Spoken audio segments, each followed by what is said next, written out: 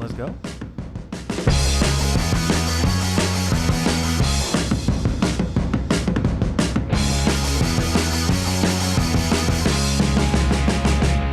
Welcome to BJ in the Morning. I'm Brendan. And I'm Juan. And we're talking about what if today. We're talking about what if. There's a lot of really great stuff in the What If series compared to a lot of the other Marvel shows that we've been getting lately. So it was kind of like a breath of fresh air. Yeah. And I liked a lot about this show. So I'm excited to talk about it today. I know we're not jumping right into it. Right in.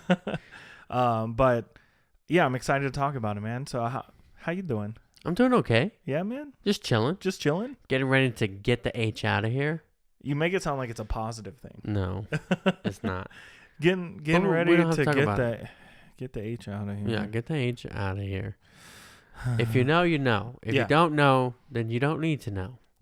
You know what I'm saying? I think I know what you're saying. But Juan, this is like episode 54, I think, 55, somewhere around there. So we were definitely past the 1 full year of making episodes, and it's just I just want to bring it up one more time that we're really just excited to be here and excited to continue to bring content to whoever's out there listening. So for at least one more year. We're gonna get to 125 episodes and then just. So if you like what you hear, if you like what you see, hit that subscribe button wherever. I think right here. Don't make me put it in places I don't remember. No, I'm saying like where like. Oh, if you're watching on YouTube, I think it's gonna be right here. That sounds right. And then you're gonna hit that bell. It's gonna be right over here. And then drop it down in the comments. Which episode is your favorite? Of our show or of What If? Of our show. Okay. Of What If. We'll do the other or either. We'll do the other call to action at the end. But Juan, I want to just bring up, because we spent the last 2 hours doing some dumb stuff. And I want to bring it up formally on the podcast because I think we've posted about it already. Yeah. Because we just posted about it right before this episode. Right. Of recording, not putting the episode out. Right. But we decided to take the plunge, and we got a VR headset for the podcast for more content. Because that's one of our goals this year is to produce more content than just the podcast. It's a New Year's resolution of ours. Instead of just 3 extra videos. Yeah. So if you haven't checked it out, there's a little clip of Juan freaking the F out. And I'm still mad that we didn't get the shot of me freaking out before it even got scary. I was trying, but you freaked out before I even got my phone. It was too quick, dude. As soon as I saw the spiders come out of the walls, I was done. So go check that video out on TikTok at BJ in the Morning Podcast or on Instagram. It'll be on there. BJ in the Morning by the time this episode comes. Oh, TikTok at BJ in the Morning _. At Instagram, BJ in the Morning _ And it should be on YouTube. It should be on YouTube at BJ in the Morning Podcast, which you should know if you are currently watching it on YouTube. We're really just driving the point home that you should be on all of our socials. But if there's any VR games that you think would be really funny to watch us play, let us know. Let it snow. Let it snow. We've been having a lot of fun with it, just messing around, trying to figure out just exactly what we're going to do with it. Yeah. Because I think right now I've been mostly using it to just watch YouTube videos. Yeah. And then extending my laptop screen when I'm editing our videos. Which is really cool. It's dumb. I feel like Iron Man when I play with it, man. You're just holding nothing, just air and just moving tablets around in the space. But yeah, no, I just wanted to bring it up formally because we haven't talked about it on any of the episodes. But yeah, we're going to be messing around with that kind of content. Maybe we'll even get it onto Twitch eventually because we keep talking about it and we haven't done it yet. One day soon. Yeah, someday. But anyways, but today we're talking about What If Season 2. Season 2 just dropped. I liked how they released it. Yeah. 1 episode a day Per for day. 6 days. It gave me something to look forward to, like, as soon as I got home. Right. And instead of having to wait a whole week, Mm-hmm. and then it extends it to, like, what? Like a month? Mm-hmm. You know? Longer. 9 weeks? Yeah. Crazy. Was it 9 episodes or 6 episodes? This one was I think they're 9. Okay. I can tell you exactly. Yeah, you have it pulled up. I don't. You told me to put my phone away. This one was 9 episodes. Okay, so 9 days straight. They put out. I think they released the first 2 the first day, but anyways. And season 1 was also 9 Mhm. episodes. So yeah, I do remember season 1. I only watched it the once, and I've only watched season 2 the one time so far. Mm-hmm. I have revisited episodes from the first season, but I liked a majority of them. I think they were all pretty solid. Yeah, I don't think there was any that I didn't like on Mhm. season 1. Mm-hmm. I felt like it was cohesive, and you know, the last episode really brought everything together, which was great. And we didn't expect that. Yeah. Because they were like hyping this up as a standalone. Every episode's just its own contained story. Mm-hmm. Doesn't have any connections, anything like that. And then they were like, it's like Psych. connected. Guess what? Connected. And I think this one had that feel too. Like most of the stories just didn't feel connected for a bit Mm-hmm. until like Kahori's story, I think. Uh-huh. And then they all started coming together. Right. So, but why don't we break it down episode by episode? Yeah. And just we'll give our little opinions on Break it down. We'll talk about like the implications and the. Are you still breaking it down? This just reminds me of the New Year's resolution for 2023 that you wanted to get better at beatboxing. So. Didn't work. It didn't work. Didn't happen. But yeah, why don't we start at episode 1? Episode 1 of season 2 Season 2 of What If. of What If is what if Nebula joined the Nova Corps? The Nova Corps. It says Nova Corps. Yeah, that's how it's spelled, but you don't pronounce the P. Corpse. Corpse? Corpse. Corpse. Like Corpse. a body. What if Nebula joined the Nova The Corps? Nova Corps. Corpse. Okay, anyways. I personally didn't think this was the best opening episode, Mm-hmm. but I loved the episode. Like, I thought it was really good. It was a really cool, like, almost noir type detective story. Yeah.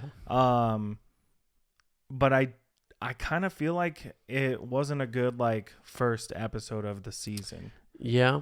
I think they could have probably chose a different one. But I did enjoy seeing Howard the Duck a little bit more. Yeah, seeing him as an actual character instead of a cameo. Yeah. And Seth Green's great as the voice of Howard the Duck. Mm-hmm. We've talked, you and I don't know if we've talked about on the podcast about like Howard the Duck and just how it's just a weird character from Marvel that they're like trying to bring back.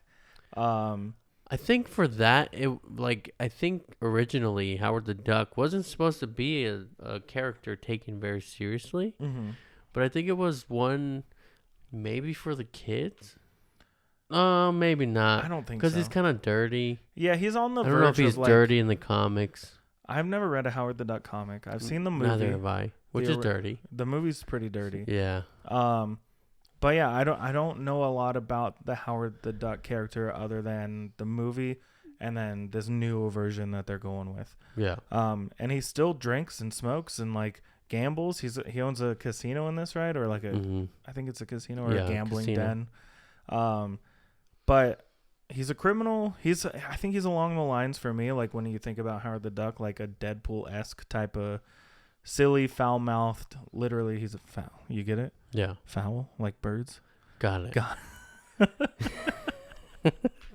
And then I still love Korg as a character, and it was really cool to just see him not in the setting of Thor. Yeah. So yeah, first episode for me, I liked it. I just don't think it should have been the first episode. Right. I agree. And I think one of the things that really rubbed me the wrong way is like how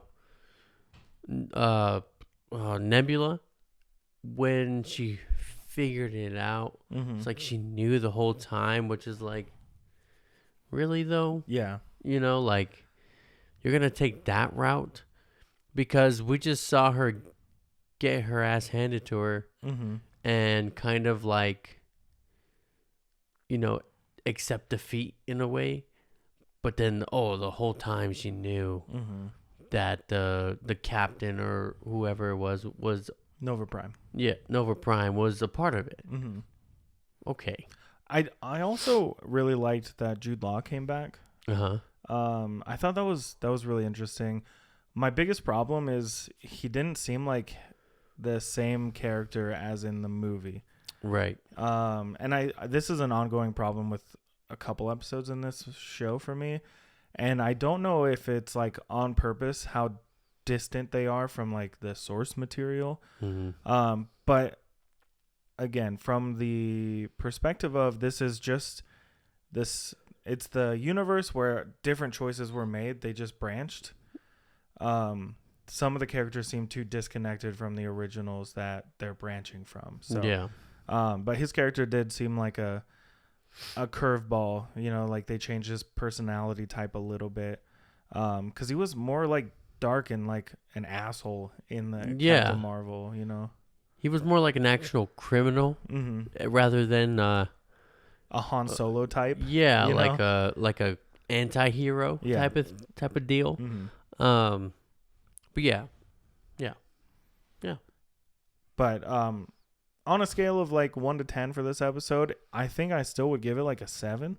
Mm-hmm. Because it was a really cool episode. Like it felt cool. And I love how Nebula got the Yondu's jacket and his and his that's mohawk. That's a really cool dynamic because like who has it in the movie? What's his name? I can't remember it right now.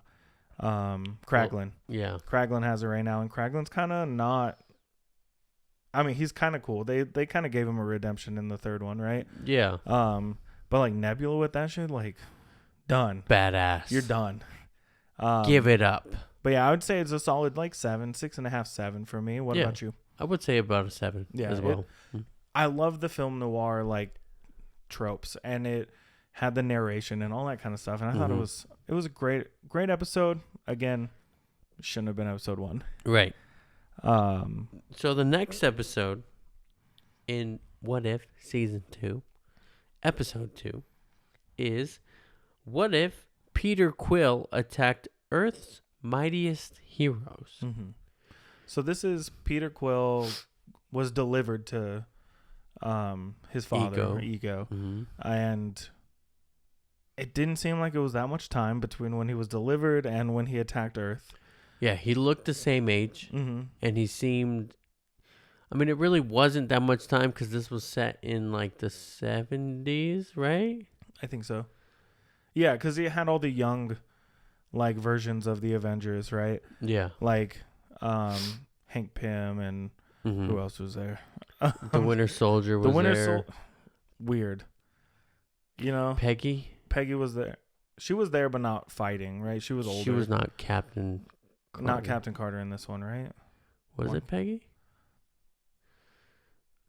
I'm pretty sure there was a female character. It was Peggy, right?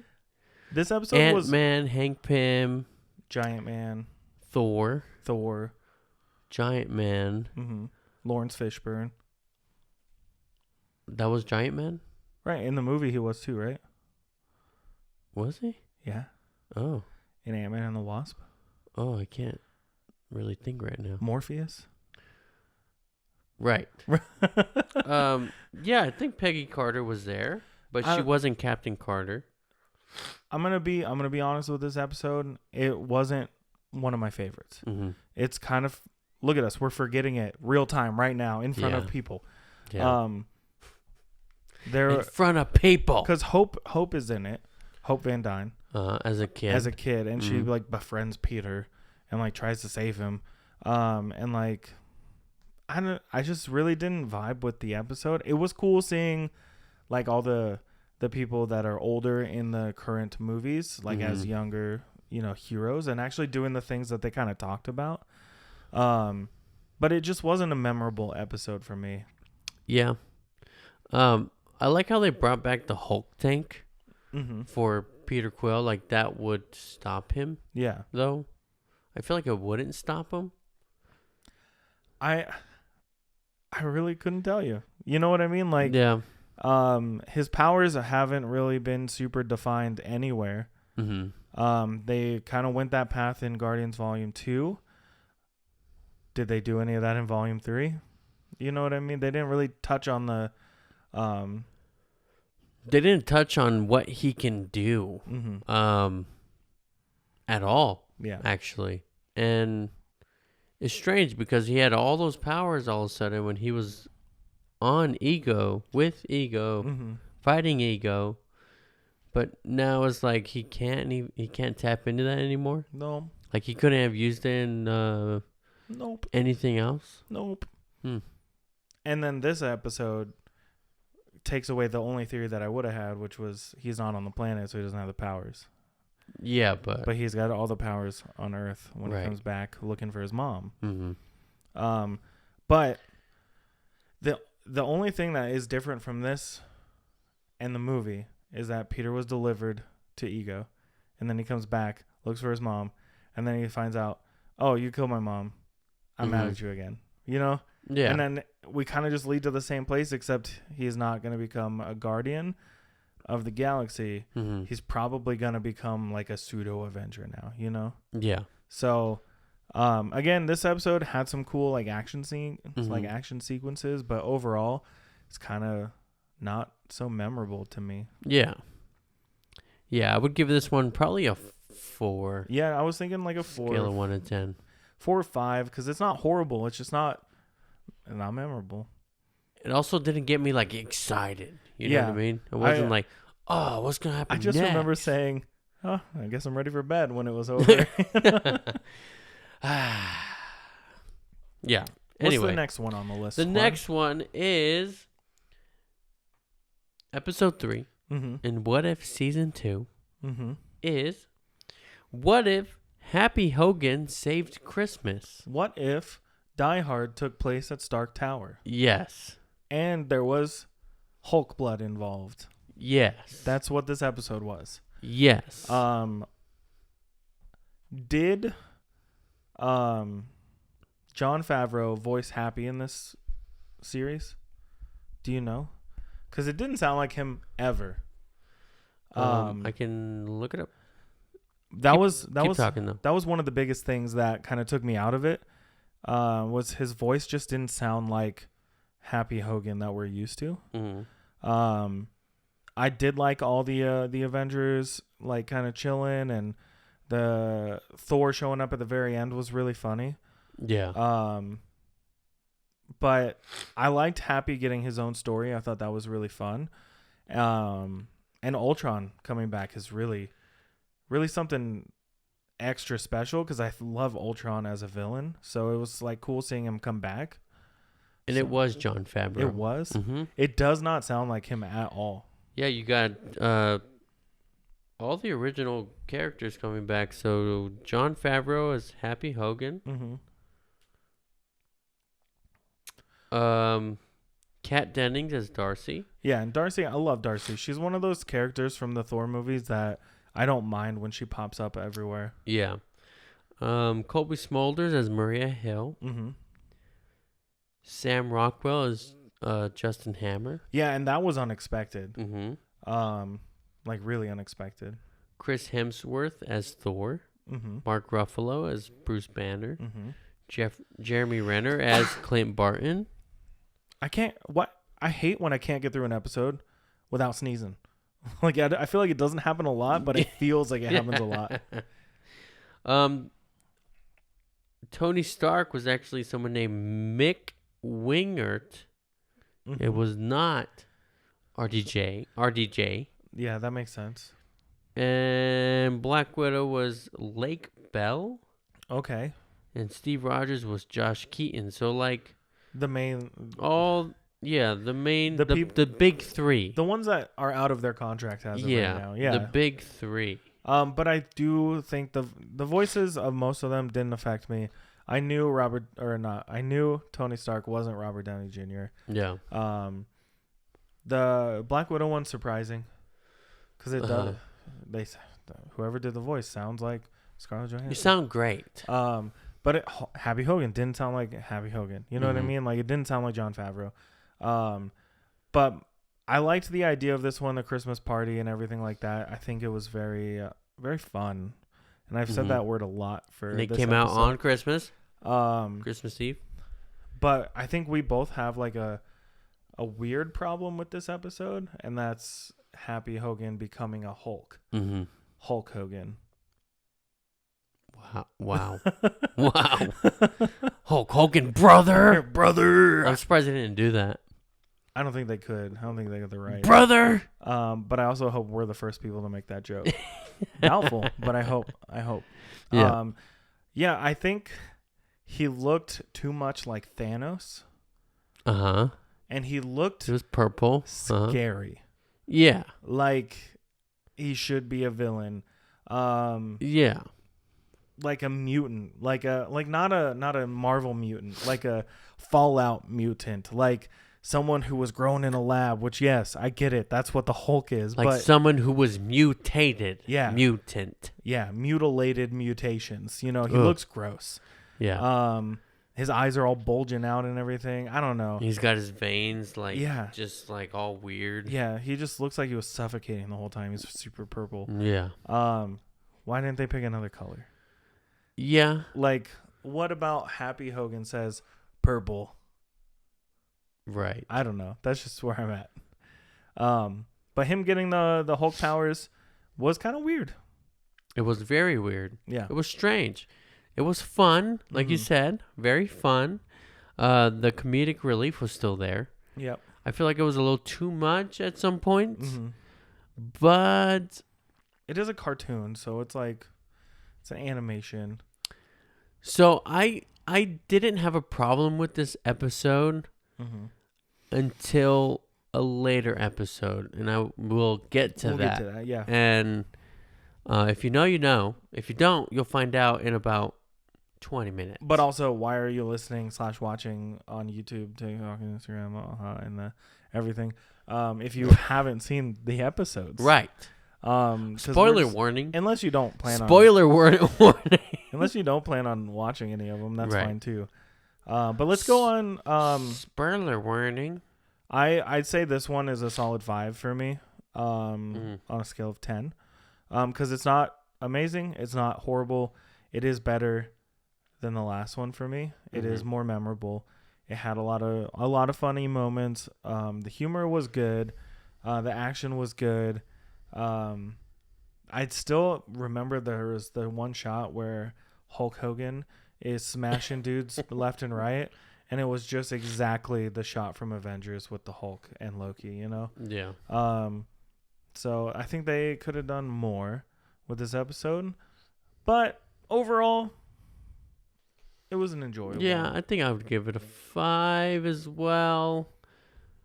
I kind of almost want to rate it lower, but because we rated the other one a 4, I'd have to. It is better than that episode. Yeah. So on this next episode, we might. Well, we'll talk about it, but the next episode, episode 4 of What If Season 2, is what if Iron Man crashed into the Grand Master? Now, this one ain't it for me. No? No. Tell me why. Tell me why. Ain't nothing but a heartache. No, but for real, tell me. Honestly, dude, this one started out swinging. It came out swinging. It was good. It was solid. I don't know. Like, I don't love the Grandmaster as a character. Yeah. And I felt like this episode got really dry in the middle. And I had to restart it 3 times because I fell asleep 3 times. Gotcha. 4 times. Or 2 times. Mm-hmm. So, with that said, I personally don't think it's one of my faves. Gotcha. Yeah. I knew this one wasn't going to be one of your favorites Mm-hmm. just because it's the Grandmaster. Yeah. Because I know how you feel about like humor and everything in the Marvel universe, like when they do too much, when they do too little. Uh-huh. And the Grandmaster is humor. It's too much. But I, as someone who is a huge fan of Jeff Goldblum, Mm-hmm. enjoy the Grandmaster to an extent. Yeah, Jeff Goldblum is great. Yeah. And he does a great job. It's just not the character for you. Yeah. So, my opinion on this episode, it was fun. Like, it was a really, like, action-packed episode most of the time. Mm-hmm. The parts where there weren't, like, fights or the races or anything like that, couldn't tell you what happened. Yeah. You know? The melty stick was fun. Like, it came back, you know? Yeah. My biggest issue is that I don't think Tony Stark was that much in his hero moment during this time frame. Because this happens right after the events of Avengers, where he takes the nuke into space. Mm-hmm. And he doesn't come back. He doesn't come back. He doesn't have his arc where he like gets PTSD and has to like overcome it. He doesn't realize that like Pepper's more important than Iron Man. At that point, he is still struggling with being Iron Man. Thanos is coming, dealing with the problems of that. So that was my biggest problem with this episode, is that he immediately went to Tony Stark in Endgame and Infinity War, you know, where he's like, I'm going to save the world. I'm going to save this planet from the Grandmaster. Cool. He probably would do that, just not right after Avengers. Yeah. He would just want to go home because he's still in his selfish, like, he's getting there. Yeah. But he's not there yet. I thought the idea of chariot races were really like a interesting idea. Mm-hmm. I thought the race sequences were really sick. Yeah. The races themselves were really cool. They were cool. Didn't like Valkyrie. I was expecting the gladiator chariots. No, I was thinking like the gladiator fight scene also. Mm-hmm. Like the one from the movie. From Ragnarok, yeah. But I thought like, okay, they do the race and then they're going to do some fight scenes in the middle. Mm-hmm. And then, you know, like I think a good way of doing it would have been race, fight scene, Tony Stark wins, and that's when he challenges the Grandmaster. The Grandmaster picks another race. Yeah. Boom. Action. All the way through. Make sense. I think that would have been a lot better. And you didn't have to do the Hulk. Obviously, Hulk is not there. Mm-hmm. It could have been Korg. Yeah, because he was a champion at one point, right? Yeah. So. Could have been anything. Mm-hmm. Just as long as Iron Man wins and is able to challenge the Grandmaster. Yeah. And how the frick does the Grandmaster never die? Yeah. I don't. He got melted. He's an alien. Sure. But there's lots of aliens that get melted by that melting stick. True. The best part of the whole movie was when Tony Stark's armor turns into a car. Yeah. That was pretty sick. Because it like reminded you of like Iron Man 2. Yeah. Where he's got like the suitcase at the track. And I think that's probably where this whole idea for this episode came from, was how can we redeem Iron Man 2 a little bit. Yeah. And it shows that Tony Stark is still Tony Stark, where he can tinker around and build a suit, which we haven't seen again. I mean, we saw like the outcome, right? Like anytime Tony Stark has a problem, he fixes it. If someone defeats his armor in one way, he's going to make sure that it never gets destroyed. Right. We saw that subtly. Yeah. So like the nano suit is like the end one, right? Like the nanotech one, where it can just heal itself or like become everything that he's needed over the years. He's not there yet. Well, I'm talking about like, okay, you Iron mean, like, Man 1, he tinkered around, he built a suit. Iron Man 3, his suit broke down. He was in a garage. Yeah. He figured out how to. That's what you mean. Yeah. Okay, I thought you meant the other thing. No. Where it's like he messes with stuff to make sure the problems don't come No, back. I meant like the old school, like, hey. let me find stuff to freaking stink. And then him yelling at what's the robot name? I don't remember the arm. It's not Jarvis. No, he's like, don't touch that. Yeah, you know the one with the arm. Yeah, that's worth more than you and me. The robot's name is like what, Dummy, right? Yeah, with the little arm. Mm-hmm. But I really liked this episode because it kind of reminded me like pod racing and like Star Wars. Yeah. For most of it, at least. So I mean, I would give this episode maybe a 4. Yeah, that low for you? Yeah. I didn't love it, dude. I think that's okay. I had a lot of fun with this episode. I thought it was really lighthearted. It was a good animated show. Right. It also reminded me a lot of like that race in Ready Player One. So that was fun too. But it is not a perfect episode because I really didn't like Valkyrie's character in this. Yeah. I don't know what it was. It took so much convincing in Ragnarok for her to flip, but not in this show. I also wasn't convinced that was Valkyrie. Yeah. I had to like be like, is that Valkyrie? Is it really? Like, it's her. But then it's like, is that? Oh, and then you see her drinking. I'm like, that's Valkyrie. It was Valkyrie. Whatever. But for me, I think it's a 6. Again, not a perfect episode, but it was a turning point because I think that some of the episodes after this one were bangers. Yeah. Like, what's the next episode?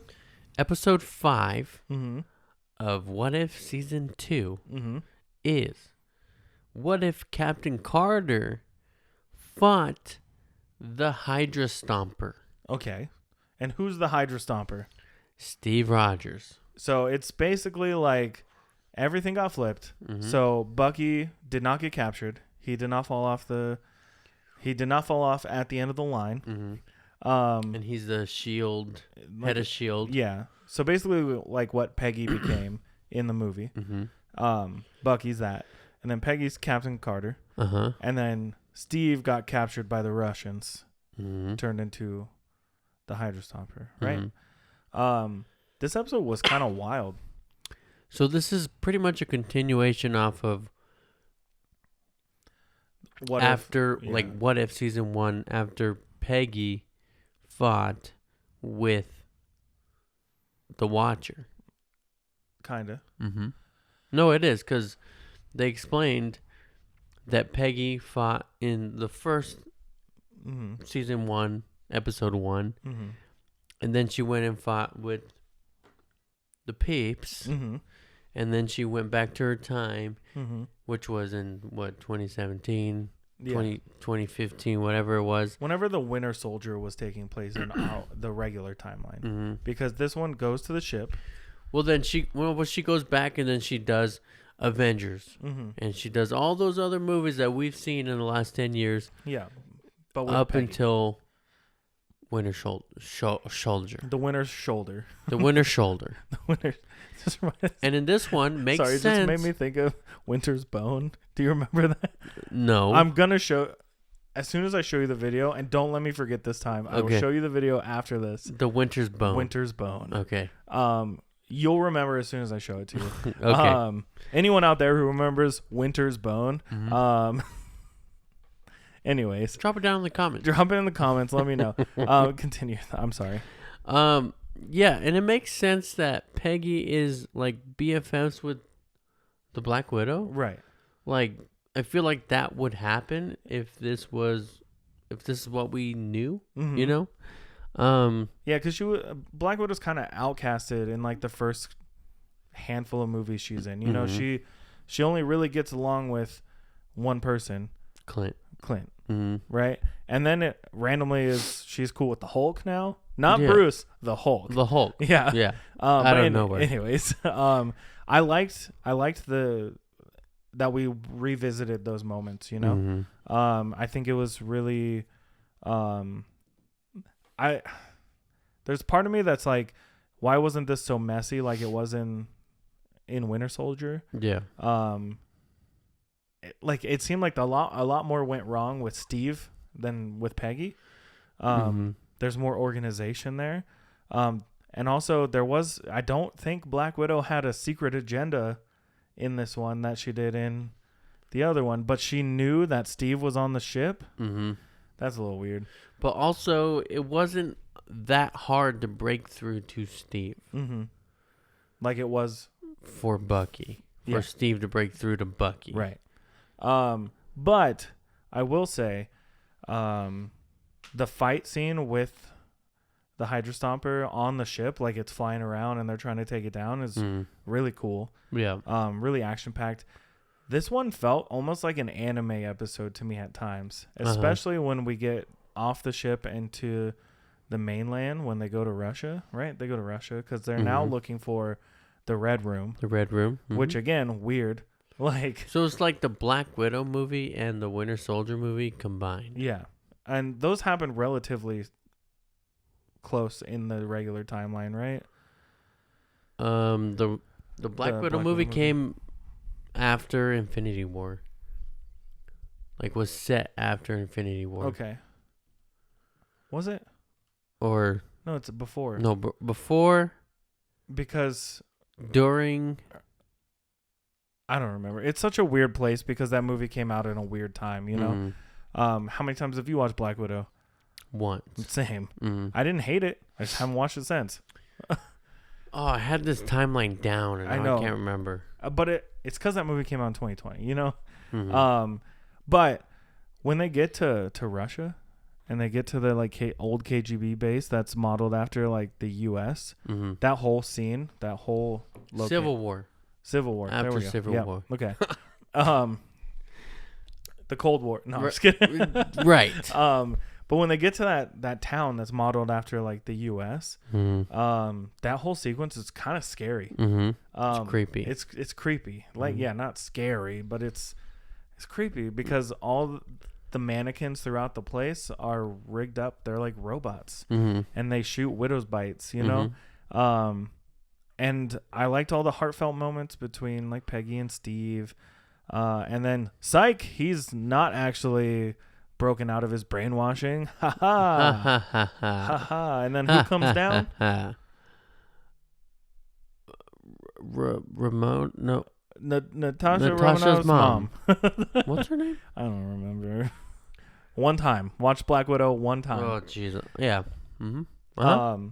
And then there's a whole fight. All these things happen.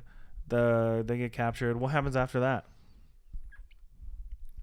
I don't remember until the very end. Steve blows up the ship. Yeah,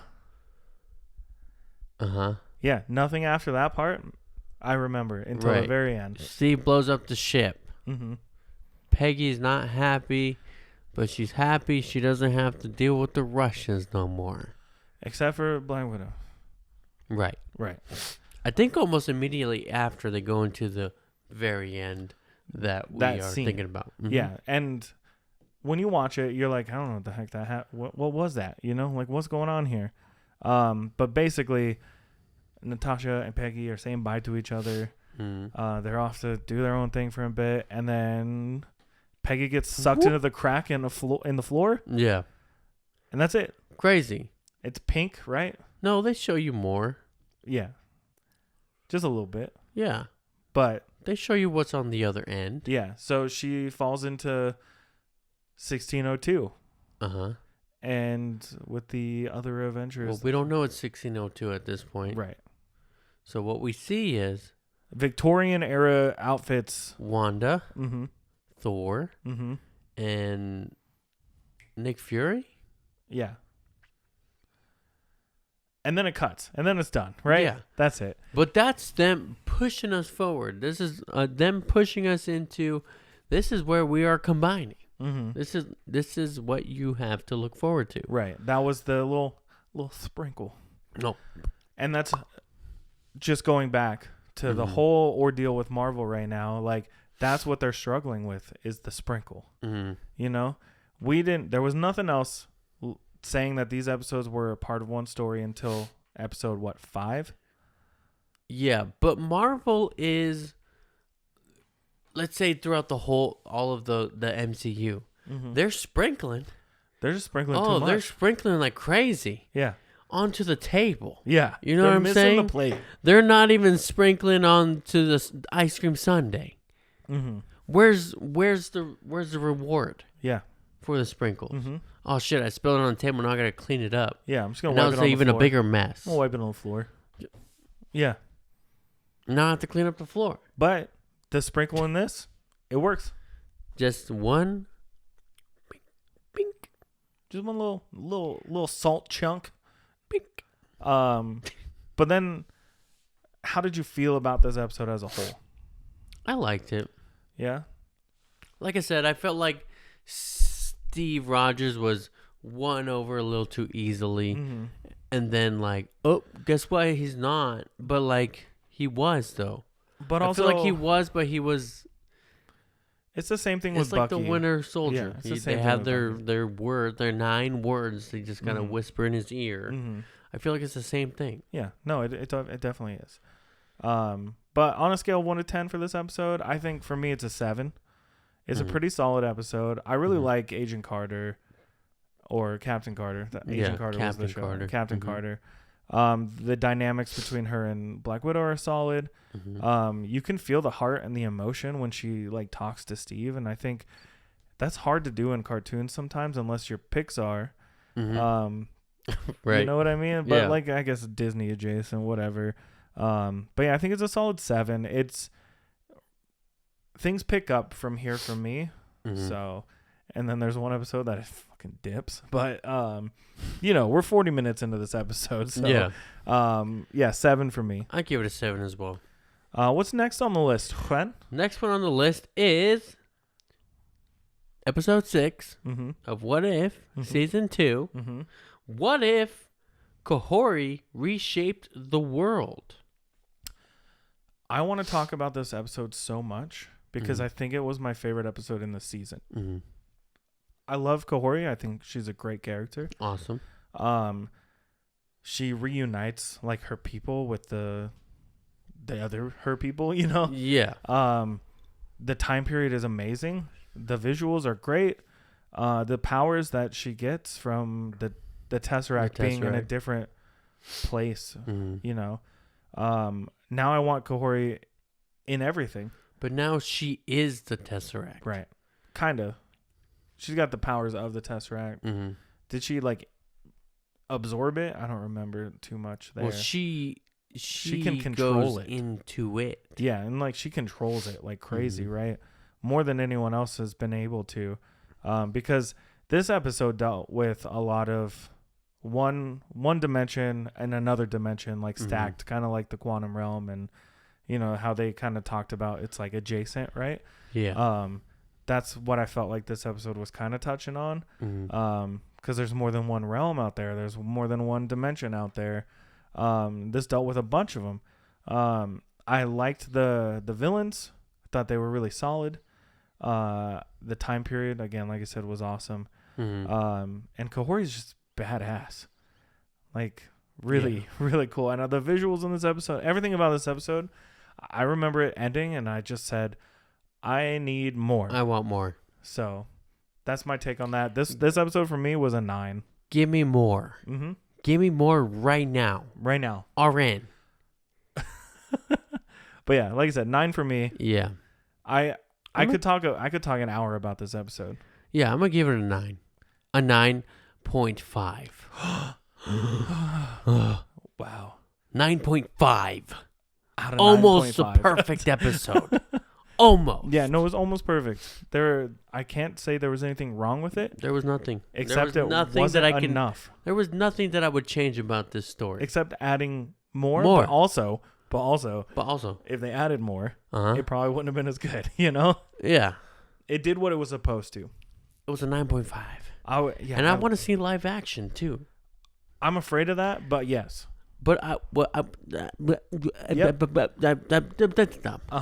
want to see the more in depth of like who she is, what she is, what her power. Like and obviously we see what her powers are, but I want to see like you asked, is the Tesseract in her? Does she become the Tesseract? Yeah. Does she absorb it? Because there's lots of powers that comes with that, right? And we've seen them all throughout the MCU. Well, put it this way: you have Wanda. Her powers come from the Mind Stone. The Mind Store. The Mind Store, but she doesn't really have the exact powers that you can do with the Mind Stone. At least not yet. Yeah, not that we know of. Yeah. Who else? Because she only got more and more powerful as the movies went on, Right. So. Who else got powers from Vision? Vision is just Vision. Yeah. He don't really do Mind Stone stuff. Beams out of the Mind Stone. Yeah. Who else? I feel like someone else got powers from... The Aether? What's her face? Captain Marvel. Yeah. She got her powers from the Tesseract as well. Yeah. So she got blasted by the Tesseract. She didn't absorb it. So exactly. And Captain Marvel's apparently the most powerful being in Marvel. So does that make Kahori the most powerful Marvel character now? I'd be okay with that. Yeah. But like I said, I just want to see more of this character. It's someone I don't know a lot about. I don't know any comic references, anything like that. So this episode was... I don't think there is any comic. Yeah, that's what I'm saying. It's like, I don't know anything about this character. It's fresh. It's fresh. That's what we need, Marvel. Come bust a move where the games are played. It's cool. It's fresh. It's a Noah's Arcade. I had to do it. All right. Next episode. So let's move on before we talk about it way too much. The next episode, 9.5. 9.5 for Kahori. Yeah. All right. Next episode is episode 7. What if Hela found the 10 rings? My least favorite episode in the season. And I'll tell you why. Tell me why. Ain't nothing but a heartache. Tell me why.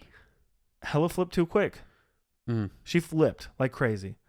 I hated all the interactions with her and what's his name with the 10 rings? I can't remember. The Mandarin? Yeah. I guess that's what we can call him, right? I hated all her interactions with them. Their interactions together, like they're like, "Oh, we're in love, ha ha ha, psych, it's a trap." Yeah. Didn't like any of that. I'm trying to remember what happens. Yeah, and then she goes through this training montage. The training montage is so dumb, like so overplayed for me. We don't need a training montage in Marvel movies. And if you're gonna do one, you can do it better. Right. It was a lot of just the Shang-Chi movie again. And Thor. And then I also just didn't like Odin. Like, at all. And I guess you're not supposed to. Yeah, but, like, that's not Odin, though. But, yeah, I mean, it is, but it isn't, right? It's Odin in, like, real mythology, not Marvel mythology. Sure. But my biggest thing is that they tried to make it all, like, Hela is not evil. She was just treated poorly the entire time. She was forced to be a weapon. And then it all flips around at the end, and now her suit's white and her helmet's back, and she can wield the spear and all this other stuff. Now she is Odin. Now she is, technically Odin. And now she can wield the rings and like all this stuff. I don't know, dude. It just was a mess. And then what came of it? You know what I mean? What happened after that? Nothing. Don't care. A lot of it was just how Hela was portrayed. Seemed too like she was too flirty at times. She was too like childish in other times. She didn't seem menacing or scary like she did in Thor. You know, like I loved her in Thor. I thought she was a great villain. Yeah. But didn't think she was a great villain or a hero in this episode. It took me 2 times to watch this episode. Yeah. I turned it off one night and just said, I don't want to finish it. And I went to bed. So Shut it down, went to bed. Go to bed. So this episode for me is a 4. 4. Yeah. Yeah. I rated pretty low too. Because it was just not all there. Like like you said, it was messy. Mm-hmm. It was just like I felt like there was no point. It felt like 3 different plots in one episode of a show, and they didn't come together. No, it didn't feel like 3 different plots. It was 3 different plots. Yeah, because it's the story with Odin, the story with the Mandarin, the story in the one realm that Shang-Chi's mom's from. And then it was a redemption story. Yeah. You know? Yeah. Like, no thanks. Hela caused Ragnarok. You know what I mean? Yeah. That's Hela. Yeah. But also, could we just be like whining about it? I don't know. Yeah. It just didn't feel cohesive at all. Just to disagree with you, I'm gonna go with a 3. It was my least favorite. Yeah. I don't think you'll argue with that. No. The next we don't have episode, to agree on these things. Right. The next episode on our list is episode 8, What If Season 2. What if the Avengers assembled in 1602? This might be one of my favorite episodes in the season. Pretty close. I've always loved this like time period for Marvel, like this dimension or alternate universe. I remember buying a bunch of Spider-Man 1602 comics back in the day. And it's just such a weird and crazy world. And I think everyone was portrayed pretty well in this, and it felt great. I really, really enjoyed Steve Rogers and his merry men. Yeah. You know, like he's Robin Hood in this, right? Thor's a douche. Right. Big old douche. It's fine. Huge douche. And then I really liked I just liked this episode. I think the time period again is fresh. Like we haven't seen anything like this. It reminds me of the zombie episode in the season 1, you know, where you're just like, we have not seen this before in a show, in a movie, in anything. Loki being Shakespeare, pretty funny. Yeah. Pretty and on par, you know? Yeah. But yeah, I just think all the characters were great. I was really, really hoping we were going to see Spider-Man. There were a couple times where they mentioned something, and like the whole lead up of who the Forerunner is what they call it. The first person to come to the dimension that didn't belong, who's ripping the dimension apart. I really thought it was going to be Spider-Man. Really? Yeah. I didn't want it to be Steve, and then it turned out to be Steve, and I was like, fuck. Fuck. Yeah. Steve. Always about Steve and Peggy. Which makes sense because he is the Steve that left Endgame. Yeah. You know? He looks like him. He acts like him. I mean, there's a chance it's him. Yeah. That's what we're going for, right? No, I don't think I will. But the one thing we didn't like about this episode, Hulk Hogan. So they bring back Hulk Hogan. Happy Hogan's Hulk. And everyone knows in this that he's the Hulk. Because he's like trying to hold it back. It's like oh, don't make him mad. Ant-Man in this, by the way, fantastic. Awesome. Yeah. Awesome. Yeah. And then when he cuts the feather off of Hulk Hogan's hat, and he's like, "Oh, you did it now. You made him mad." Awesome. That fight's great. All the fights in this episode are great. The time period again just sets the mood and the zone. I just love it. That just makes me confused about the Hulk Hogan situation. Right. Is that Happy's destiny? Yeah. Is it inevitable that we're gonna get that? I don't know. Because if you really think about like what they set up with time, right? You have like the indefinite, inevitable timelines. What is it called? The canon events? The canon events? Was there another word for it at all? What in the like Marvel? Let's say Tony Stark's death is a canon event. Spoiler alert. A canon event? So I mean, is it I'm a just canon basing event? it off of because Spider-Man. so like for instance, Thor's Thor canon event. It's like an inevitability, you know. Yeah. Like it's always that. a canon event. Yeah. That's the best way to describe it. So no matter what timeline, Wanda is a witch. No matter what timeline, Thor is Thor, whether he's a douche or he's a hero or silly. Male, female, frog. Right. Throg. So is that gonna happen? Is that gonna happen? Is that inevitable? I don't know if is that what they're trying to tell us? I don't know if that's ever gonna come to fruition in live action. So I don't like it if it does. I don't either. But this episode, honestly, dude, was like really solid. Imagine they did this instead of Red Hulk. They won't. And if they do, that's the end. I'm done. Telling you. We're done. Wiping my hands clean. I'm gonna start watching DC. You're gonna start watching what? DC. Yeah, baby. Anyways. All right. But it was cool. For me, this episode's an 8. Not as good as Kahori, but I would rewatch it. Yeah. Easily. Agreed. 8.5. Yeah. 0.5? Yeah. And then at the end of this episode, they bring in Doctor Strange, who, Peggy's sitting there. She's like lost. She doesn't know what she's gonna do. She's stuck in this timeline. In comes Doctor Strange. Strange Supreme. Or is that what his name is? Mm-hmm. Yeah. With the tomatoes and the sour cream. Oh my god! You know Taco Supremes? Oh my god! This is the joke, okay? Yuck! All right, so in comes Strange Supreme. End of the episode. Mm-hmm.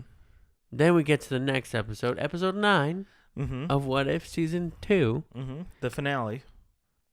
The season finale is what if Strange Supreme intervened? And he did.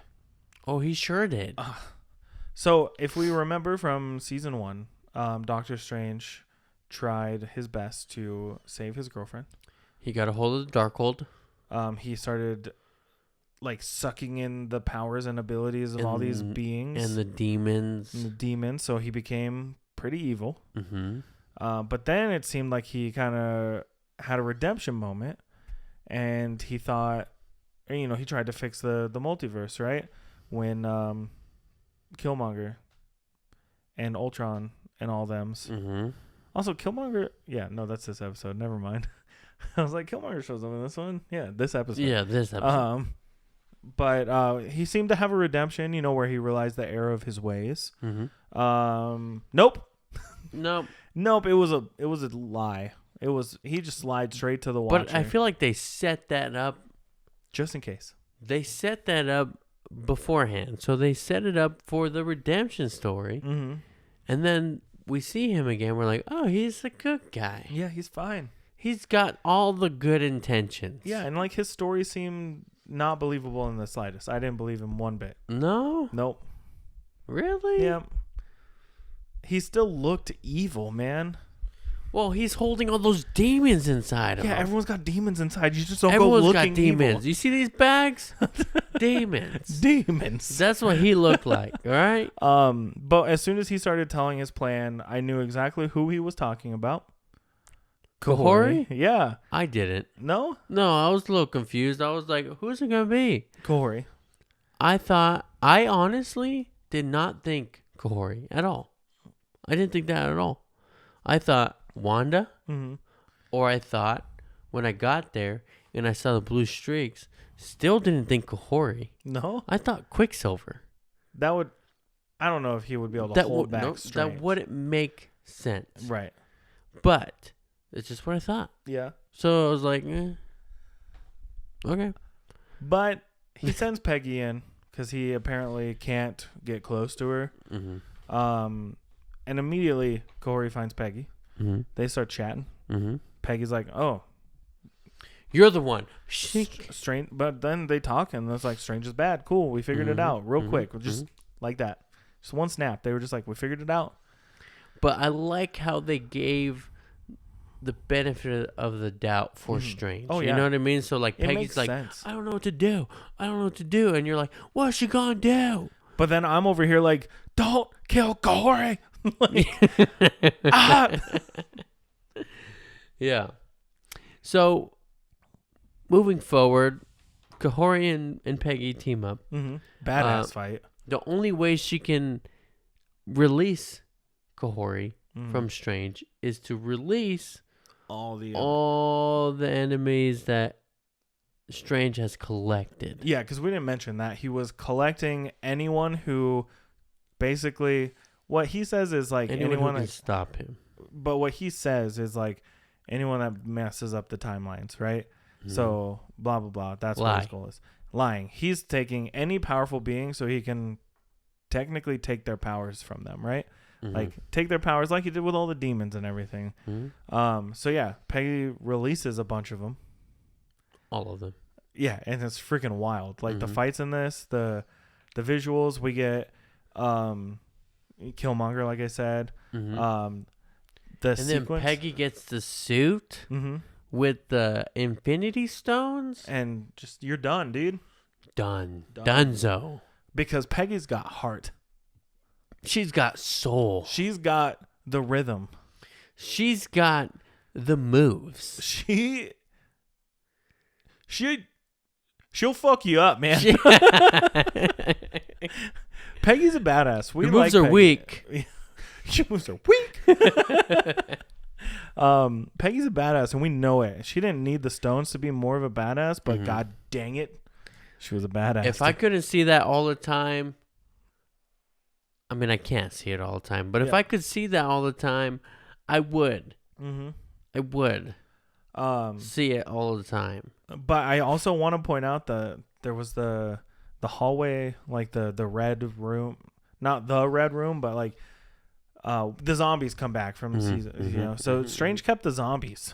Yeah. Weird. All of them. Yeah. Very weird. That fight was pretty interesting.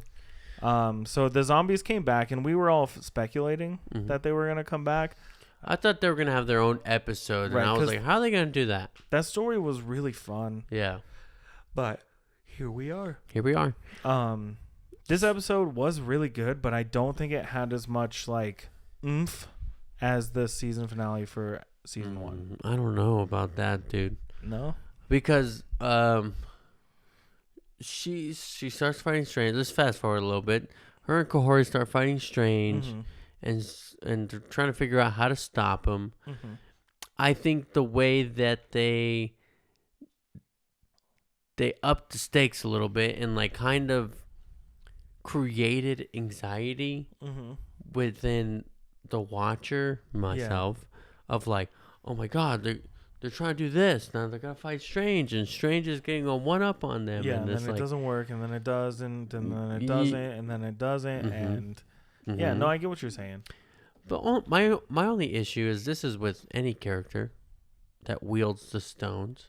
Why is there no learning curve? Right. I think it's just because the stones do what you want. Yeah. You know? Sure. But the stones pick themselves, you know what I mean? I think so. I think whatever you will the stones to do, they will do, you know? But also, how did Peggy know about the stones? When did she get sucked out of her world? Right. Well, she saw the stones when they fought Ultron. True. I guess, yeah, I forgot that part. It just doesn't... The stones mean more to us as viewers than they do to her because she's only seen them once. Yeah. So we're all like, oh, badass. And then Peggy's just like, although these are a weapon. She saw the stones in a more intense way, though, because Ultron was actually actively taking over the universe. So that was just strange, you know? Well, it's not. It's Ultron. It's I did love this finale, though. I think it was really solid.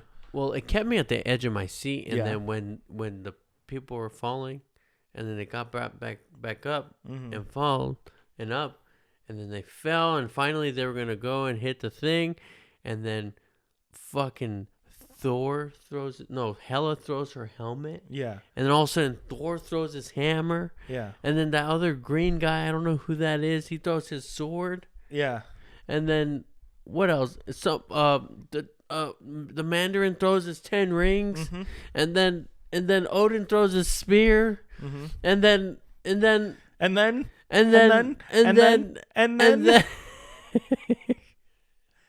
and then and then someone throws their whip. Uh-huh. And it's just like, when that happened, I literally audibly said, "Oh shit." I was at the edge of my seat, dude. I'm like, what the hell is going on? Yeah. And not only did I say, "Oh shit," I lost my shit when Kahori picked up the hammer. Yeah. She was holding the hammer with her powers. Mm-hmm. With the powers. Mm-hmm.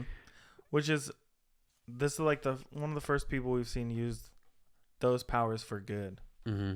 You know, like truly. Yeah. Since Captain Marvel, but it's different.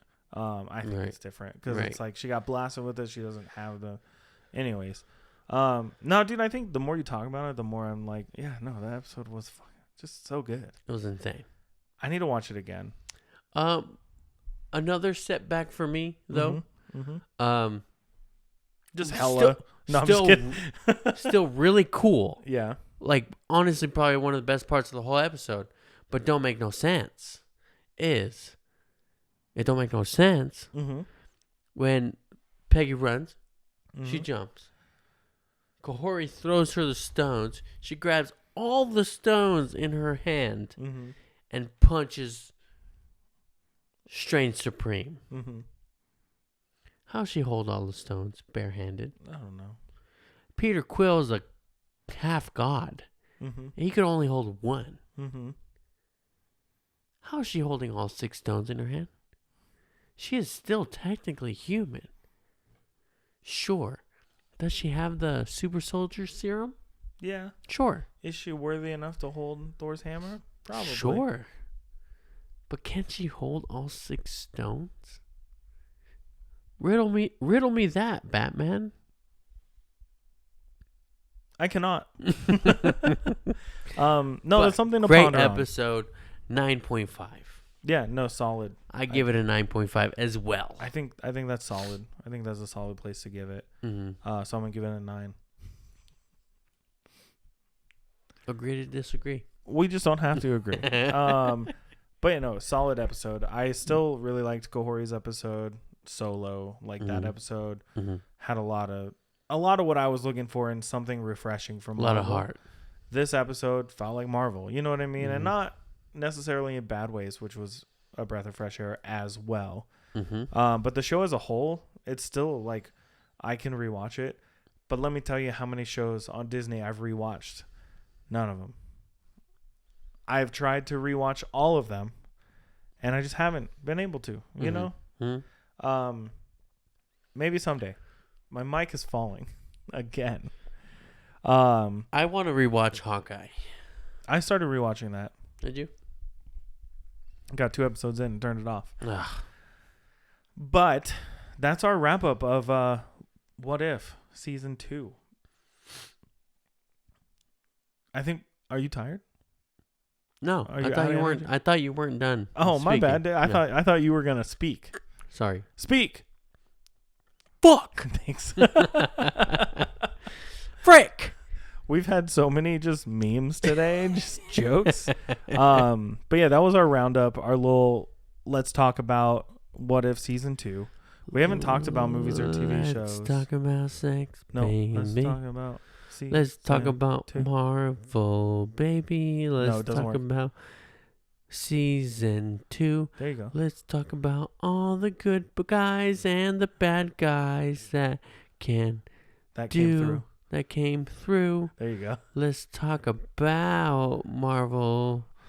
What if season 2? Season 2. Streaming specifically on Disney Plus. This is not a sponsor or an ad. But Disney, if you're out there, make better movies. That's all I gotta say.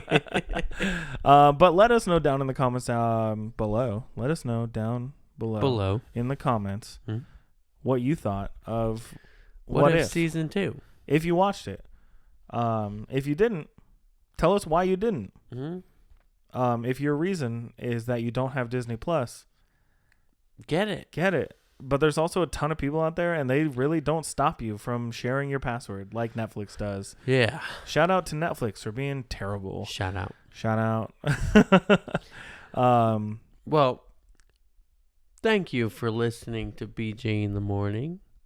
Be sure to drop us follows, subscribes, all those things, but mainly follow us on TikTok, Instagram, and Twitch at BJ in the Morning _. And then while you're on YouTube, be sure to hit subscribe, hit the bell, ring that bell, like the videos, like it, and you can find us on YouTube at BJ in the Morning Podcast.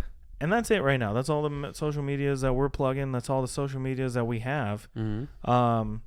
But thanks so much for listening to this super packed episode of BJ in the Morning. I'm Brendan. And I'm Juan. And we will talk to you next time.